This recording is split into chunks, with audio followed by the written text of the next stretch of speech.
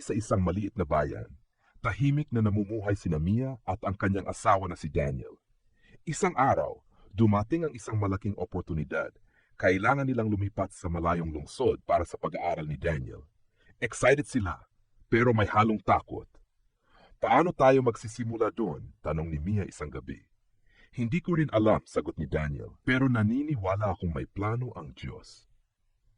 Habang papalapit ang kanilang pag-alis, tila dumarami ang kanilang pangamba. Wala silang tirahan. Wala ring kasiguraduhan sa trabaho. Ngunit isang linggo, may lumapit sa kanila mula sa simbahan. May kakilala ako na pwedeng makatulong sa inyo, sabi nito. Ilang araw pa, may nagbigay rin kay Mia ng contact para sa isang trabaho. Unti-unting nabuo ang mga sagot sa kanilang mga panalangin.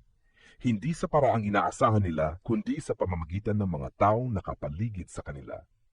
Dumating ang araw ng pag-alis. Habang sila'y umaalis, sinamahan sila ng pamilya at mga kaibigan. May yakap, may luha, at higit sa lahat, may mga panalangin. Sa bagong lungsod, hindi naging madali ang lahat. Ngunit hindi sila nag-iisa. Nakahanap sila ng bagong komunidad, mga taong handang tumulong, makinig at magmahal. Doon naunawaan ni Mia ang isang mahalagang katotohanan. Mas matibay ang buhay kapag hindi mo ito nilalakad mag-isa. At tulad ng lubid na may tatlong hibla, sila ay naging mas matatag kasama ang isa't isa, ang kanilang komunidad at ang Diyos. Minsan ang sagot sa panalangin ay dumarating sa anyo ng mga tao. Hindi ginawa para mag-isa. May mga taong inilalagay ang Diyos sa buhay mo upang ikaw ay alalayan.